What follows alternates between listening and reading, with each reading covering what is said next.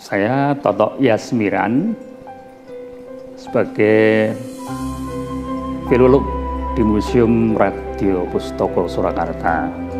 Jadi tiap hari menangani tentang manuskrip yang ada di Museum Radio Pustaka. Misalnya tiap hari kan ada penelitian ya dari akademisi, misalnya untuk pembuatan skripsi, ada tesis, ada disertasi. Jadi setiap hari mengurusi tentang hal itu. Kemudian juga mengelola tentang perawatan naskah kuno yang ada di Museum Radio Pustaka. Nah, mengenai Taman Sriwedari atau yang dulu memang terkenal dengan sebutan Kebon Rojo, ya. Cerita Taman Sriwedari ini memang banyak dilansir di berbagai sumber masa lampau, ya, termasuk yang ada di perpustakaan Museum Radio Pustaka, tapi dalam hal ini sudah dialih-aksarakan atau sudah dilatenkan, yaitu adanya naskah yang menceritakan itu dengan judul Babat Solo. Kemudian ada lagi yang berjudul Sri Radio Laksono. Kemudian ada lagi yang bercerita tentang Sriwedari ini, Babat Sriwedari. Nah, jadi cerita mengenai Sriwedari ini memberikan kontribusi yang luar biasa ya bagi Taman Sriwedari di kancah budaya, terutama dalam bidang seni dan bahasa, dan juga pada masyarakat pada umumnya. Dan cerita ini diangkat karena dirasa masih relevan hingga kini. Bisa dikatakan sebagai istilahnya tempat hiburan sekaligus penebar atmosfer sebagaimana yang digambarkan dalam naskah itu, yaitu sebagai jiwaning Surakarta, jadi jiwa Surakarta. Dan cerita singkatnya kiranya bahwasanya selain sudah punya teladan istilahnya sejak zaman dahulu kala, zaman Majapahit misalnya, orang-orang Jawa itu terbilang lebih telah beranjak matang itu, baik secara lahir maupun secara batin. Dalam cerita wayang sendiri, misalnya juga dijumpai kisah yang berisi tentang panduan cara memilah yang lahir dan yang batin. Panduan itu semua saya rasa tidak keliru, yaitu dengan kisah pengabdian Raden Sumantri pada Prabu Arjuna Sosro. Dikisahkan di dalam serat Arjuna Sosro. Itu nama taman buatan milik Prabu Arjuna Sosro yang dikelolanya tiada beda dengan taman di surga, karena memang asli ciptaan Sri Bathara Wisnu. Dan tadi banyak nama pada masa lalu yang dipinjam untuk nama-nama pada masa kini, seperti nama orang diambil dari nama wayang. Kemudian belum pernah ada yang meniru nama Sriwedari. Taman Sriwedari di Surakarta adalah ini perkecualiannya istilahnya. Hal itu bisa jadi karena faktor kemiripan saja. Selain keberadaan Taman Sriwedari, memang serba menyenangkan keelokannya hingga sekarang pun tiada terbantahkan. Dikisahkan ya, pada waktu dulu itu sepulang dari lawatan ke Ponorogo, Sinuwun Pakubono yang kedua sampai di Kartosuro itu mendapati Karatonya dalam keadaan rusak berat akibat serangan tentara Cina, Geger Pacino. Sinuwun kemudian bertitah segera untuk menyiapkan tempat yang tepat dan memadai untuk pindah keraton. Nah, lalu dijumpailah tempatnya, yakni di Dusun Solo. Nama Solo sebenarnya adalah nama seorang tokoh setempat, ya, yaitu abdi dalem jajar Ki Busolo yang letaknya di ujung tenggara Beteng Keraton. Pada masa itu masih dijumpai petilasan makam Ki Busolo yang kerap dikunjungi peziarah, digunakan untuk tirakat gitu. Kemudian penetapan titik mula pembangunan keraton itu konon dilakukan dengan berpatokan pada langkah seekor gajah, gajah milik raja ya, di mana langkah gajah itu berhenti. Disitulah merupakan titik mula ya yang akan dijadikan cikal bakal keraton ditancapkan di situ. Nah, kemudian gajah itu dibebaskan berjalan dari Kartosuro sambil diiringi para abdi dalem. Gajah milik Sunan tadi melenggang ke arah timur. Nah, setibanya di Solo, gajah tadi masih saja tetap melenggang, berjalan makin ke timur hingga berhenti dan lalu bergeming di satu titik itu.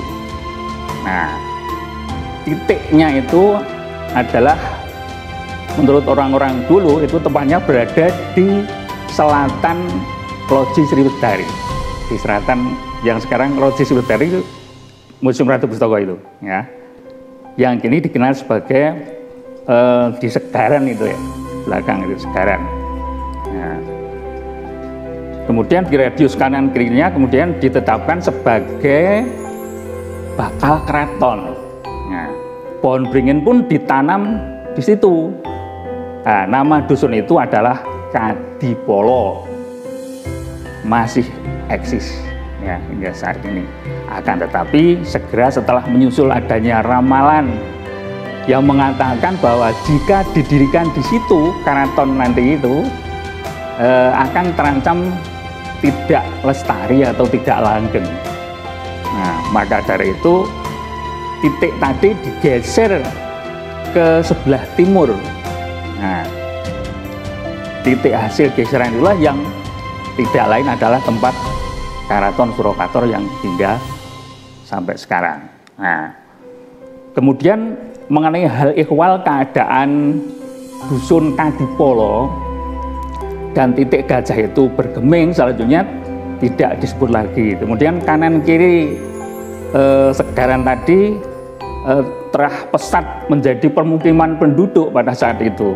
Di era Sinuwun yang bertahta pada waktu itu, Sriwedari dibagi menjadi 3 bagian. Di sisi timur belok terus ke selatan itu pemukiman milik keraton.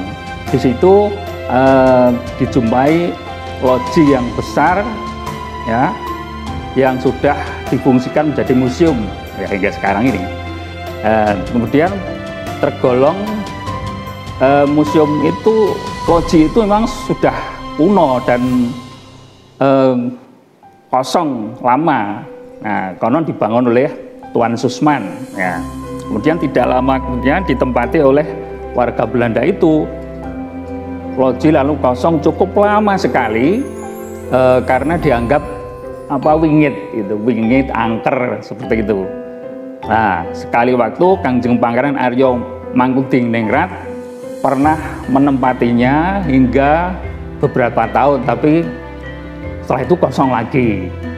Nah, kemudian di sisi barat, nah di barat Loji Agung itu rumah milik Ki Padmosusastro. Ya, itu pengarang yang sangat terkenal ya, sebagai murid Raden Ngabei Ronggowarsito. Nah, ketika masih tinggal di sana, Ki Padmosusastro ini rumahnya menjadi tempat belajar mengajar tentang kesastraan Jawa. Nah, tempatnya itu dijuluki dengan Lamongan, diambil dari nama cikal bakal penghuninya yaitu Mas Ngabei Lamong. Kemudian makin ke barat lagi itu ada rumah namanya rumah Mas Ngabei Karyodongso. Nah, itu adalah sebuah rumah yang karena demikian tertutupnya oleh kelebatan semak-semak yang bambu ori ya, di sana ada bambu orinya, sampai-sampai susah untuk dilihat gitu. Nah, setelah lokasinya ditetapkan sebagai bakal taman raja yang namanya Sriwedari itu, orang-orang yang bermukim di situ lalu kemudian dipindahkan ya.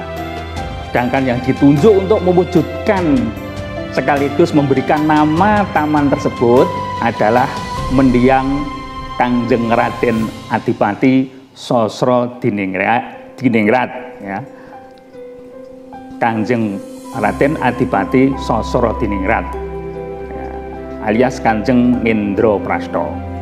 Nah, di awal didirikannya itu, yaitu ketika hampir semua tanaman di dalamnya masih baru ketika itu. Taman Sriwedari memang terasa sangat panas gitu kan. Sering waktu panoramanya menjadi elok, hingga saat ini mirip dengan keelokan gambaran Taman Sriwedari yang ada di dalam pewayangan ya. Lebih-lebih di situ dilengkapi dengan museum ya, museum Ratu Pustaka itu berisi barang-barang kuno, kemudian ada yang berisi pusaka, berisi tentang naskah-naskah lama atau manuskrip yang diperuntukkan oleh masyarakat luas ya, untuk dibaca, kemudian untuk penelitian dan sebagainya. Dan di situ juga ada beraneka ragam fauna. Nah, kemudian bisa dipastikan ya saat itu Sriwedari telah menjadi tempat hiburan yang sangat favorit ketika itu. Siapapun yang datang dijamin tidak akan kecewa. Kalau lapar misalnya sudah ada penjual makanan yang tradisional ya itu. Manakala biasanya di akhir pekan pada waktu itu, misalnya di Sabtu malam ya, malam Minggu itu, manakala Sriwedari di situ diadakan panggung hiburan ya. Kemudian banyak sekali ya pengunjung yang datang ke situ. Memang pada waktu itu kan hiburannya ya itu kan belum seperti sekarang ya. Kemudian ada sajian-sajian pertunjukan ya yang ada di sana, ini mengundang decak kagum siapapun yang baru tahu tentang Sriwedari ketika itu. Nah, kemudian ada yang sangat menarik ya, di situ ada wujudnya pulau di tengah itu, yang pinggirnya kan ya dikatakan segaran itu, di tengah seperti tengah telaga, kelihatan ya sangat indahnya pada waktu itu, airnya jernih, ada bunga tanjungnya, sangat menawan ya. Di situ terapung-apung membuat telaga itu menjadi makin tampak indah. Kemudian di tengah-tengah pulau itu menjulang ada huma ya, yang teduh sekali karena dilindungi oleh pohon yang besar. Jalan ke sana pun dibuat melengkung dengan begitu cantiknya. Kemudian selain itu juga dilengkapi dengan gua di atas kolam dan arca yang tampak mengapung di air. Semuanya itu mengisyaratkan bahwasanya ya disitulah tempatnya orang menghibur diri, orang bersukaria. Apalagi di akhir-akhir pekan itu biasanya banyak sekali ya yang berkunjung ke sana untuk mencari hiburan ya. Betapa tidak ya, ada banyak hiburan yang bagus-bagus di saat itu yang sangat menyenangkan. Ada suara band juga mengalunkan musik yang dipadu dengan lembutnya semilir angin yang segar, bisa membuat terkantuk-kantuk istilahnya gitu.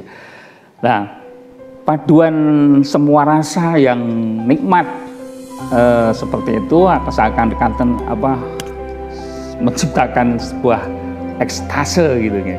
Tetapi berhubung di tempat hiburan rasa semacam itu berganti dengan rasa nyaman gitu, ingin tidur ya. Jadi bisa dibilang bagi siapapun orang dari luar daerah itu apabila bertandang ke Surakarta tapi belum melihat Sriwedari dengan mata kepala sendiri, itu sama saja artinya dengan belum mengenal jiwanya Surakarta. Harapannya untuk Taman Sriwedari ini dapat mungkin untuk bisa difungsikan yang lebih untuk kedepannya. Saya kira tidak istilahnya kita tidak cuma hanya melestarikan, tapi ada usaha untuk pengembangannya. Nanti mungkin ada upaya-upaya juga untuk merenovasi, kemudian membuat suasana yang ada di Sriwedari ini semakin semarak ya, semakin elok gitu. Ya, ditambah lagi kan sekarang misalnya ada setiap hari Ahad atau hari Minggu ada Car Free Day, itu kan sebetulnya merupakan, kalau Sriwedari itu dipoles demikian rupa, diperbaiki, direhab dengan yang lebih baik, saya kira akan sangat banyak masyarakat yang merasa tertarik ya terhadap Sriwedari dan memungsikan Sriwedari ini dengan semaksimal mungkin.